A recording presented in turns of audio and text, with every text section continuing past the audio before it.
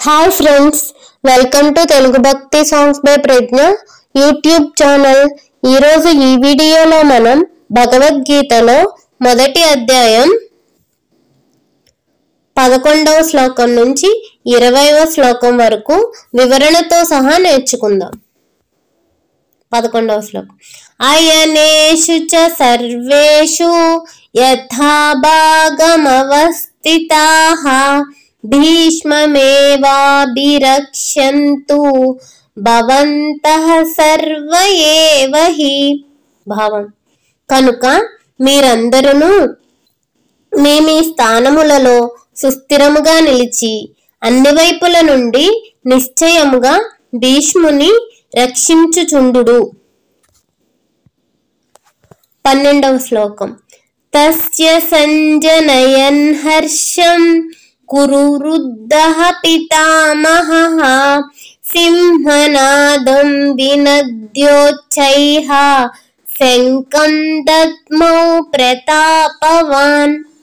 భావం: కురువృద్ధుడును ప్రతాపశాలియను అయిన భీష్మ పితామహుడు దుర్యోధనుని ఈ మాటలు విని అతనిని సంతోషపరచుటకై ఉచ్చస్వరముతో సింహనాదమనర్చి తన శంఖమును పూరించెను.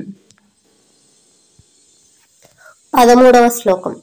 తతః శంఖాశ్చ భేర్యశ్చ పణవానక గోముఖాః సహసైవాభ్యహన్యంత సశబ్దస్తు ములోభవత్. భావం: మరుక్షణమునందే శంఖములు, నగారాలు, తప్పెటలు, మృదంగములు, గోముఖ వాద్యములు మొదలగునవి ఒక్కసారిగా మ్రోగినవి. దిక్కులను పిక్కటిల్లజేయు ఆ వాద్యనాదములు భయంకరములై ఒప్పినవి. 14వ శ్లోకం. తతః శ్వేతైర్హయైర్యుక్తే మహతి స్యందనే స్థితౌ మాధవః పాండవశ్చైవ దివ్యౌ శంఖౌ ప్రదద్మతుః. భావం: తదనంతరము శ్వేతాశ్వములను పూంచిన మహారథముపై ఆసీనులై ఉన్న శ్రీకృష్ణార్జునులు తమ దివ్య శంఖములను పూరించిరి. 15వ శ్లోకం. పాంచజన్యం హృషీకేశో దేవదత్తం ధనంజయ పౌండ్రం దద్మౌ మహాశంఖం భీమకర్మ వృకోదరః. భావం: శ్రీకృష్ణుడు పాంచజన్యమును, అర్జునుడు దేవదత్తమును పూరించిరి. అరివీర భయంకరుడైన భీముడు పౌండ్రము అను మహాశంఖమును పూరించెను. 16వ శ్లోకం. అనంత విజయం రాజా కుంతీపుత్రో యుధిష్ఠిరః నకులః సహదేవశ్చ సుఘోషమణి పుష్పకౌ. భావం: కుంతీపుత్రుడును రాజును అయిన యుధిష్ఠిరుడు అనంత విజయము అను శంఖమును, నకుల సహదేవులు సుఘోష మణిపుష్పకములు అను శంఖములను పూరించిరి. కాశ్యశ్చ పరమేశ్వాసః శిఖండీ చ మహారథః దృష్టద్యుమ్నో విరాటశ్చ సాత్యకిశ్చ పరాజితః.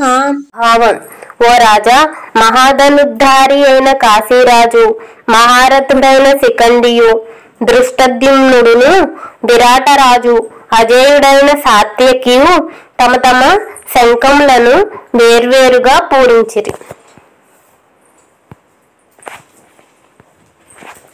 18వ శ్లోకం.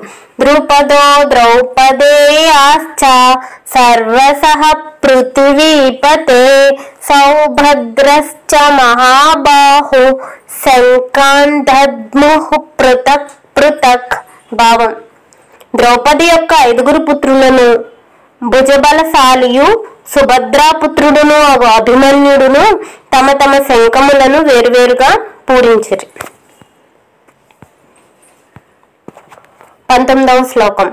సఘోషోదాత్తరాష్ట్రాణాం హృదయాని వ్యదారయత్ నభశ్చ పృథివీం చైవ తుములోవ్యనునాదయన్. భావం: పాండవపక్ష మహాయోధుల శంఖనినాదములకు భూమ్యాకాశములు దద్దరిల్లినవి. ఆ శంఖారావములకు ధార్తరాష్ట్రుల హృదయములు కకలావికలమయ్యను. 20వ శ్లోకం. అత వ్యవస్థితాన్ దృష్ట్వా ధార్తరాష్ట్రాన్ కపిధ్వజః ప్రవృత్తే శస్త్ర సంపాతే ధనురుద్యమ్య పాండవః. భావం: ఓ ధృతరాష్ట్ర మహారాజా, పిమ్మట యుద్ధమునకై నడుం బిగించి సమరసన్నద్ధులై ఉన్న ధార్తరాష్ట్రులను చూచి కపిధ్వజుడైన అర్జునుడు ధనస్సును పైకెత్తి శ్రీకృష్ణునితో ఈ క్రింది విధముగా అనెను. Thanks for watching. తర్వాత వీడియోలో మనం 20 నుంచి 30వ శ్లోకాల వరకు నేర్చుకుందాం. ఈ వీడియో కనుక మీకు నచ్చినట్లయితే లైక్ చేసి, షేర్ చేసి, సబ్స్క్రైబ్ చేసి కామెంట్ చేయండి.